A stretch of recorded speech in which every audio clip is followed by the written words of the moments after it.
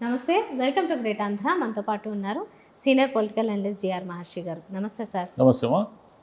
Sir, అమెరికాలో ఉన్న ఇతర దేశస్తులు ఎవరైతే ఉన్నారో వాళ్ళలో చాలామందికి ఇప్పుడు రకరకాల ఇబ్బందులు ఉన్నాయి ట్రంప్ గెలిచిన తర్వాత అని అప్పటి నుంచి వార్తలు వస్తూనే ఉన్నాయి. ముందుగా ఒక్కొక్క దేశానికి వాళ్ళకి సంబంధించి ఆ మిలిటరీ ఫ్లైట్లో వాళ్ళని తరలించడం, తర్వాత అటు నుంచి ఏవో కొన్ని కేసులు వేయడం, ఇవన్నీ జరుగుతున్న క్రమంలో ఇప్పుడు భారతీయుల వంతు కూడా వచ్చింది. ఒక 200 మంది పైగా భారతీయులను కూడా పంపించారు. ఇంకా వేరే దేశాలకేమో ఆయన ఎక్కువగా పన్ను విధించడాలు, ఇలాంటి అన్ని భయపెట్టడాలు ఇలాంటివి కూడా జరుగుతూ ఉన్నాయి. ఇక్కడ ఇండియన్స్ లేకపోతే అక్కడున్న ఇండియన్స్ కూడా ట్రంప్ రావాలని కోరుకున్నారు. వాళ్ళు కూడా అక్కడ ఎవరైతే వాళ్ళకి ఓటు హక్కు ఉందో వాళ్ళందరూ వినియోగించుకుని ట్రంప్కే పలికారు. చాలా వరకు జై అన్నారు. ఇప్పుడు చూస్తేనేమో అందరూ భయపడుతున్నారు. లేకపోతే ఏంటిది అని ఇండియా అంతా మాట్లాడుకుంటుంది ఎక్కడంటే అక్కడ. అసలు ముందు ఎలా ఉంటుంది ఇండియన్స్కి నిజంగానే ఇప్పుడు అక్కడ ఎవరైతే ఉన్నారో నాన్ రెసిడెంట్స్ కావచ్చు, H1B వీసాల్లో ఉన్నవాళ్ళు కావచ్చు, వీళ్ళందరికీ ఎలా ఉంటుంది? 13వ తారీఖున ఇంకొక మోడీ గారు కూడా అక్కడికి వెళ్తారు అని ఒక టాక్ ఉంది. సో అక్కడ వెళ్ళిన తర్వాత పరిస్థితి మారుతుందా? వెళ్తే పరిస్థితి మారడం ఏంటి? మామూలుగా మనకు ఉన్నాయి కదా కొంచెం మంచి సంబంధాలే, మరి వెళ్ళే వరకు ఎందుకు అలా ఉండాలి? ఇప్పుడే ఎందుకు లేదు? అంటే మోదీ గారు వెళ్తే పరిస్థితులు మారుతాయో లేదనేది మనకు తెలియదు. కానీ ఎవరు భయపడుతున్నారు? అమెరికాలో ఉన్న ఇండియన్స్ భయపడుతున్నారు. అంటే ఎవరు భయపడుతున్నారు? ఎవరైతే అక్రమంగా, అంటే ఏ డాక్యుమెంటేషన్ లేకుండా, ఏమీ లేకుండా అక్రమంగా ఉన్న వాళ్ళు, వలస వచ్చిన వాళ్ళు భయపడుతున్నారు. అక్రమంగా వలస రావడం అనేది ఏ దేశంలో అయినా కూడా ఒక రకమైన నేరమే. సోషల్ మీడియాలో కూడా అదే వినబడుతుంది. నేరమే కదా. ఇప్పుడు మనం బంగ్లాదేశీయులు లేదా పాకిస్తానీయులు ఇక్కడికి వచ్చేసి వాళ్ళ దగ్గర ఏ పత్రాలు లేకుండా ఉంటే మన వాళ్ళు కూడా వాళ్ళని అరెస్ట్ చేయడము, వెనక్కి వాళ్ళ దేశానికి వాళ్ళని పంపించడం ఏదో చేస్తారు కదా. ఎక్కడైనా చేస్తారు, ఏ దేశంలో అయినా చేస్తారు. ఇప్పుడు వాళ్ళు ఇన్నాళ్ళు చూసి చూడనట్టు ఉన్నారు. ఇప్పుడేం చేశారు? ఈరోజు బుధవారం మధ్యాహ్నం పైన, అంటే సాయంత్రానికి ఫ్లైట్ అమృత్సర్ చేరుకుంటుంది. అది అమెరికా వాళ్ళ సైనిక విమానం. అమెరికా వాళ్ళ సైనిక విమానంలో 200 మందికి పైగా ఇండియన్స్ని పంపించేస్తున్నారు. ఇండియన్స్ వచ్చిన తర్వాత పంజాబ్ పోలీసులు ఏమంటున్నారంటే, అయ్యా మేము వాళ్ళ డాక్యుమెంట్స్ అన్నీ వాళ్ళ దగ్గర ఏమున్నాయి ఏమి చెక్ చేస్తాము, చెక్ చేసిన తర్వాత వాళ్ళల్లో ఎవరికైనా క్రిమినల్ హిస్టరీ ఉంటే వాళ్ళని మేము అరెస్ట్ చేస్తాము అంటున్నారు. సరే, క్రిమినల్ హిస్టరీ ఉన్న వాళ్ళని ఎవరైనా అరెస్ట్ చేయొచ్చు. కానీ ఎక్కువ మంది ఇక్కడ మన వాళ్ళంతా బతుకు తెరువు కోసం పోయిన వాళ్ళే, కానీ అమెరికాలో ఏదో నేరాలు చేయాలని పోయిన వాళ్ళు ఎవరు లేరు. ఇన్నాళ్ళు వీళ్ళు చూసి చూడనట్టు ఉన్నారు. ఇప్పుడేమిటి 20,000 మందికి నోటీసులు ఇచ్చారు. 20,000 మందికి నోటీసులు ఇచ్చారు, 200 మందిని పంపించారు. అంటే ఇంకా ఇమీడియట్గా మన 18,000 మందిని తరలిస్తారు. ఈ సైనిక విమానంలో తరలించడం అనేది చాలా వ్యయంతో కూడుకున్న పని. ఇప్పుడు ఒక్కొక్కరికి $4,000-5,000 ఖర్చు అవుతుంది. ఈ $4,000-5,000 వాళ్ళ దగ్గర వసూలు చేస్తారా, లేక ఇండియన్ గవర్నమెంట్తో వసూలు చేస్తారా, లేక అమెరికన్ గవర్నమెంటే ఖర్చు పెట్టుకుంటుందా అనేది తెలియదు. ఇంకా క్లారిటీగా లేదు. అది అమెరికా వాళ్ళే ఖర్చు పెట్టుకోవడం నిజమైతే ప్రతిసారి కోట్లాది రూపాయలు ఖర్చు పెట్టి ఇండియన్ని తరలించడం అనేది కూడా వాళ్ళకు కూడా శ్రమే. అంటే కొన్ని వేల కోట్ల రూపాయలు కావాలా అమెరికన్ గవర్నమెంట్కి కూడా ఇండియన్స్ని తరలించడానికి, కొన్ని వేల కోట్లు కావాలి. ఇక మెక్సికో, గ్వాటమాలా, ఎల్ సాల్వడార్ వీళ్ళు కుప్పదెప్పలు ఉన్నారు. వీళ్ళందరినీ లెక్కేస్తే 1 కోటి మంది ఉన్నారు అమెరికాలో. మన వాళ్ళే కొన్ని లక్షల మంది ఉన్నారు అక్రమంగా వెళ్ళిన వాళ్ళే. ఇక అక్రమంగా వెళ్ళిన వాళ్ళు అవస్థలు ఆ రకమైతే ఇప్పుడు ఏనికైనా ఎక్కడో ఒక చోట ఫుల్ స్టాప్ పడాలి. మనకు 30-40 ఏళ్ల క్రితం ఏం జరిగింది? విపరీతంగా గల్ఫ్ కంట్రీస్కి పోయేవాళ్ళు, రకరకాల పనులు, డ్రైవర్లని, కుక్కులని, గార్డెనర్స్ అని విపరీతంగా వెళ్ళేవాళ్ళు కదా. ఈ వర్క్ చేసేవాళ్ళంతా వెళ్ళేవాళ్ళు. ఈ గల్ఫ్ యుద్ధం వచ్చిన తర్వాత తగ్గింది. 90స్లో గల్ఫ్ యుద్ధం వచ్చిన తర్వాత కువైట్కి వెళ్ళడం తగ్గించారు. ఆ తర్వాత ఏమైంది? మెల్లిగా ఇప్పుడు గల్ఫ్కు వెళ్ళే వాళ్ళ సంఖ్య తగ్గుతూ వచ్చింది. ఈలోగా ఏమైంది? అమెరికన్ ఫీవర్ స్టార్ట్ అయింది మనకు. ఇది ఎప్పటి నుంచి? 1990 తర్వాత. అంతకుముందు పోయిన వాళ్ళు కూడా చాలామంది ఉన్నారు, కానీ 92,000 తర్వాత ఏమైందంటే డబ్బులు ఉన్నవాళ్ళు అమెరికాకు వెళతారు అనే దాని నుంచి మధ్యతరగతి వాళ్ళు, మామూలు పిల్లలు కూడా MS చదువుకోవడానికి అమెరికా వెళ్ళి అక్కడే ఉద్యోగాలు తెచ్చుకుంటే మంచి లైఫ్ ఉంటుంది, అక్కడ సెటిల్ అయిపోవచ్చు అనేసి స్టార్ట్ అయింది. కానీ 20-25 ఏళ్లలో ఏమైపోయిందంటే మొత్తం కలగా పులగం అయిపోయింది. ఇప్పుడు వీళ్ళు ఏమంటున్నారు? అమెరికాలో చదువుకుంటున్న పిల్లలు జాబ్ చేయడానికి వీలు లేదు అనే రూల్ కనుక పెడితే మన పిల్లలు కొన్ని వేల మంది ఆడ చదువులు మానేసి ఇంటికి రావాల్సి ఉంటుంది. అవును, ఇక్కడ నుంచి కనీసం నెలకు 1,00,000 పంపిస్తే కానీ ఎట్లా పంపిస్తారు? క్యాంపస్లోనే జాబ్ చేయాలి, బయట చేస్తే ఎత్తుకుపోతారని నెలకు 1,00,000-2,00,000 పంపించేంత స్తోమత మధ్యతరగతి తల్లిదండ్రులకు ఉండదు. ఎన్ని అప్పులు చేసినా ప్రాక్టికలీ ఇంపాసిబుల్. ఎందుకంటే వాళ్ళు 2 ఏళ్ల పాటు అంటే 24 నెలలు 2 లక్షలతో 48 లక్షలు వాళ్ళు ఉండడానికే పంపిస్తే మళ్ళీ ఫీజులు ఒక 30-40 లక్షలు ఉంటాయి కదా. అంటే ₹1,00,00,000 ఖర్చు పెట్టి తమ పిల్లవాడిని అమెరికా పంపించే స్తోమత ఎంతమందికి ఉంటుంది? ఇక్కడ ఒకవేళ బ్యాంక్ అప్పులు ఇచ్చారనుకోండి, ఎలా కడతారు? రేపు పొద్దున వాడికి ఉద్యోగం వస్తుందని గ్యారెంటీ ఏముంది? మన వాళ్ళు ఏం చేశారంటే ప్రతి చోట ఎక్కడైతే డిమాండ్ ఉంటుందో అక్కడ మోసం స్టార్ట్ అవుతుంది. రియల్ ఎస్టేట్ అనుకోండి, రియల్ ఎస్టేట్కి డిమాండ్ పెరగంగానే నకిలీ దస్తావేజులతో రిజిస్ట్రేషన్లు చేయించడం, ఇలా మోసం ఉంటుంది. అట్లా అమెరికా ఉద్యోగాలు, అమెరికా చదువులకు సంబంధించి కూడా మన వాళ్ళు మోసం స్టార్ట్ చేసేసారు. డూప్లికేట్ కన్సల్టెన్సీలు, ఇప్పుడు ప్రతిదీ మోసమే అనమాట. బ్యాంకు లోన్ తెచ్చుకుంటారు, తర్వాత మనకి ఇక్కడ బ్యాంక్ అకౌంట్ చూపించాలంటే దానికి డూప్లికేట్ అకౌంట్స్ చూపిస్తారు. అంటే మీ అకౌంట్లో ఒక 50 లక్షలు ఉన్నట్టు చూపించవచ్చు, మీరు దాన్ని డ్రా చేసుకోవడానికి లేదు. కేవలం అమెరికా వెళ్ళడానికి, మీ పిల్లవాడు అమెరికా వెళ్ళడానికి సెక్యూరిటీగా చూపిస్తారే, అది మాత్రమే అది ఉంటుంది. మీరు అమెరికా వెళ్ళాలంటే వాళ్ళు అడుగుతారు వీసాకి మీ దగ్గర ఎంత ఉంది, స్తోమత ఏముంది, మీ బ్యాంక్ అకౌంట్ ఎంత ఉందంటే అవును నా బ్యాంక్ అకౌంట్లో 40 లక్షలు ఉన్నాయని మీరు చూపించాల్సి ఉంటుంది. ఇది డూప్లికేట్. మన వాళ్ళు ఆడ ఇప్పించే ఎంఎస్ చదువులు ఉన్నాయే, ప్రైవేట్ యూనివర్సిటీలు, ఇవన్నీ కూడా వీళ్ళు ఏం చేస్తారు, విపరీతంగా ఫీజులు వసూలు చేసి వాళ్ళతో టైఅప్ పెట్టుకొని వాళ్ళ దగ్గర తినేసి, డబ్బులు తినేసి, మన దగ్గర తినేసి, ఈ కన్సల్టెన్సీలు అక్కడ తెలుగు వాళ్ళు ఉద్యోగాలు ఇప్పిస్తామని మోసం చేయడము, టోఫెలు ఇవి కూడా డూప్లికేట్ ఫ్రాక్సీలతో రాయించడము, అక్కడ ఫ్రాక్సీ దొంగ ఇంటర్వ్యూలు చేయడము, ఇవన్నీ చేసేసరికి ఏమైపోయిందంటే అక్కడ కూడా ఒక రకమైన ఎక్కువైపోయింది. అంటే స్టూడెంట్లకు సంబంధించిన సమస్య ఒకటి, ఇమ్మిగ్రెంట్స్ అంటే అక్రమంగా ఉన్న వాళ్ళ సమస్య ఒకటి. ఈ 2 సమస్యల వల్ల ఈ ట్రంప్ లాంటి వాళ్ళు వచ్చినప్పుడు ఇంతకాలం చూసి చూడనట్టున్నారు.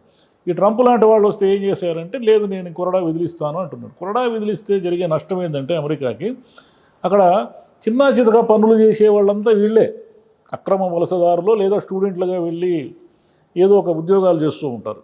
మనం చూస్తూ ఉంటాం, పెట్రోల్ బంకులు మన పిల్లల్ని కాల్ చేశారని కూడా అంటూ ఉంటారు.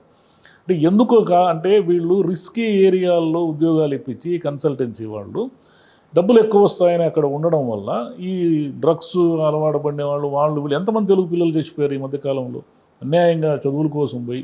అంటే మనము జీవించడానికి అమెరికా ఏదో అద్భుతమైన స్వర్గమేమి కాదు, భారతదేశంలో కూడా అందరూ జీవిస్తున్నారు కదా, కోట్లాది మంది ఇక్కడ జీవిస్తున్నారు కదా, అమెరికా పోయిన వాళ్ళే అద్భుతాలు చేయగలరు అనే భ్రమ నుంచి బయటకు వస్తే మధ్యతరగతి తల్లిదండ్రులు, దిగువ మధ్యతరగతి వాళ్ళు బయటకు అంటే మా పిల్లలు అమెరికా వెళ్ళకూడదా, వాళ్ళు చదువుకోకూడదా, వాళ్ళు డబ్బులు సంపాదించాలి, తప్పేం లేదు.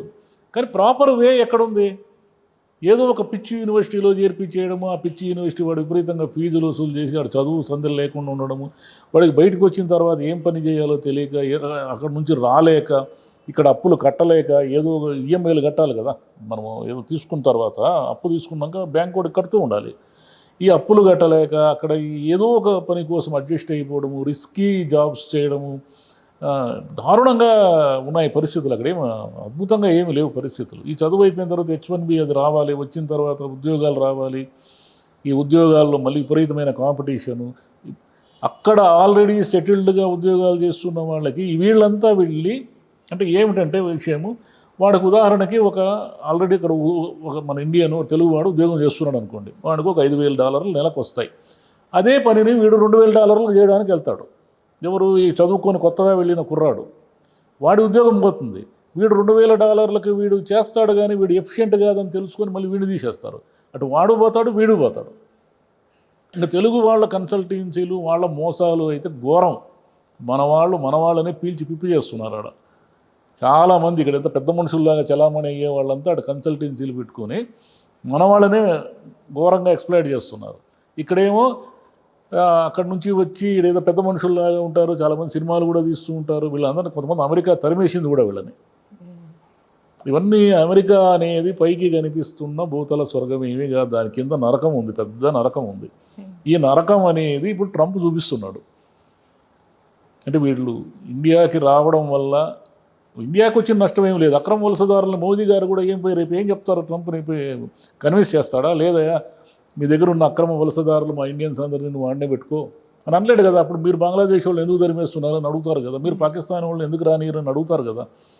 ఇంతకాలం ఏం జరిగిందంటే వాళ్ళకి కావలసిన లేబర్ పని అంటే మెక్సికో వాళ్ళు వీళ్ళందరూ కూడా భయంకరమైన ఒక హార్డ్ వర్కర్స్ వాళ్ళు, ఈ సల్విడార్ వీళ్ళంతా కూడా వాళ్ళకి కావలసిన టెక్నీషియన్స్ లేబర్ పని ఈ పనులన్నిటి కోసము వీళ్ళు తక్కువ రేటుకు పనిచేస్తారు. ఇప్పుడు ఇండియన్ స్టూడెంట్స్ పని చేయడం మానేశారు అనుకోండి రూల్స్ ప్రకారం, సగం రెస్టారెంట్లు మూతపడతాయట. వీళ్ళు ఏదో గంటకి $4 $5 పనిచేస్తూ ఉంటారు. అక్కడున్న అమెరికన్లకు మీరు అదే ఉద్యోగం పే చేయాలంటే చాలా ఎక్కువ పే చేయాలి. చాలా వ్యాపారాలు స్తంభించిపోతాయి. కాబట్టి ఇవన్నీ కూడా ట్రంప్ దృష్టిలో పెట్టుకుని, అంటే వీళ్ళందరినీ కొన్ని వేల మందిని లక్షల మందిని తరలించేదానికి మాకు అమెరికన్ గవర్నమెంట్ కొన్ని వేల కోట్లు ఎందుకు ఖర్చు పెట్టాలి అనేది ఇప్పుడు కాకపోతే కొంతకాలానికైనా ఆయనకైనా బుర్ర వెలుగుతుంది. ఎందుకంటే డబ్బుతో కూడుకున్న పని కదా. వెలిగిన తర్వాత ఇదెందుకు ఉంటే ఉన్నారులే, ఈ పనులన్నీ చేసుకుంటూ ఉంటారు మనకెందుకని కూడా ఆయన రిలాక్స్ అయిపోవచ్చు. చెప్పలేం ఎలా ఉంటుంది ఏమని. కానీ అందరినీ తరిమేస్తే మాత్రము వాళ్ళ ఎకానమీ కూడా దెబ్బతింటుంది. ఇక వాళ్ళకి మాత్రం ఇప్పుడు మన హైదరాబాదులో నార్త్ ఇండియన్స్ కొన్ని లక్షల మంది ఉన్నారు. ఎందుకంటే మన కరోనా అప్పుడు తెలిసింది ఇన్ని లక్షల మంది కార్మికులు ఇక్కడ పనిచేస్తున్నారని. మనం ఒకవేళ లేదు నార్త్ ఇండియన్స్ మా ఉద్యోగాలు మాకే కావాలి, హైదరాబాదీయులకే కావాలి, మాకు నార్త్ ఇండియన్స్ అవసరం లేదు అన్నాం అనుకోండి ఉదాహరణకి, ఇక్కడ అన్నీ సగం మూతపడతాయి. ఇక్కడ సగం సూపర్ బజార్లు సగం అన్నీ మీరు ఎక్కడైనా చూడండి, ఏ హోటల్లో అయినా చూడండి, తెలుగు వాళ్ళు ఒక్కరున్నారో అంతా నార్త్ ఇండియన్సే ఉంటారు. మామూలు బార్బర్ షాపుల దగ్గర నుంచి ఏ షాప్ అయినా చూడండి. మరి వాళ్ళందరూ వద్దు అన్నాం అనుకోండి, మనము ఏమవుతుంది, ఇక్కడ ఉండాలి కదా, అంత లేబర్ పనిచేసేవాళ్ళు లేరు కదా. అమెరికా పరిస్థితి కూడా అదే. రేపు టెక్నీషియన్స్ కానీ చిన్న చిన్నగా పనులు చేసేవాళ్ళు కానీ వాళ్ళకి ఇక దొరకరు. దొరికినా కూడా విపరీతంగా ఎక్స్పెన్సివ్ ఉంటుంది. అంత ఎక్స్పెండిచర్ని వాళ్ళు మొయలేరు.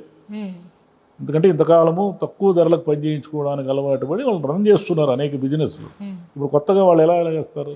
కాబట్టి ఇప్పుడు మన పిల్లలు తెలుసుకోవాల్సింది ఏమిటంటే, మీకు ప్రాపర్ యూనివర్సిటీస్లో సీట్లు వస్తే అక్కడ పోయి ఏదైనా స్కాలర్షిప్ వస్తే చదువుకోవడము, అక్కడ ఉద్యోగాలు తెచ్చుకోవడం ఓకే. కానీ ఏదో ఒకటి చేసి అమెరికా పోదాము, ఒక 2 ఏళ్ళు ఎంఎస్ పేరుతో అక్కడ ఉందాము, ఏదో ఉద్యోగాలు చేసి తర్వాత H1B తెచ్చుకొని ఏదో ఒక ఉద్యోగం వచ్చేస్తుంది అని భ్రమకు గురైతే మాత్రమే ఇక్కడ అప్పులు కట్టలేరు, అక్కడ నుంచి వెనక్కి రాలేరు.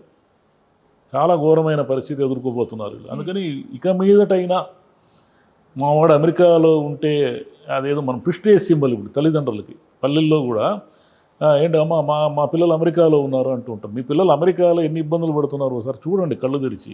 మా పిల్లలు అమెరికాలో ఉండడం అనేది స్టేటస్ సింబలే కాదనము, కానీ అక్కడ వాళ్ళు కరెక్ట్గా ఉన్నారా లేదా అది కదా పాయింట్. వాళ్ళు ఎన్ని ఇబ్బందులు పడుతున్నారు, ఏం చేస్తున్నారు, ఒకసారి కళ్ళు తెరిచి చూస్తే మధ్యతరగతి తల్లిదండ్రులు కూడా జాగ్రత్తగా ఓహో మన పిల్లలు పోతే అక్కడ కష్టాలు పడతారు, ఇబ్బందులు పడతారు, మనము అప్పుల పాలైపోతాము, పరిస్థితులు బాగాలేవు, రేపు పరిస్థితులు అనుకూలంగా ఉండొచ్చు. ట్రంప్ మళ్ళీ నిర్ణయాలు మార్చుకొని ఇంకేం లేదులే మీరు ప్రశాంతంగా ఉండండి, పనులు చేసుకోండి అన్నారు అనుకోండి, అప్పుడు ఓకే. అప్పుడు కూడా ఎక్కువైపోయింది కాంపిటీషన్. ఒక ఉద్యోగానికి 10 మందికి పోటీ పడతా అంటే వాళ్ళకి ఉద్యోగాలు రావు, వీళ్ళకి ఉద్యోగాలు రావు.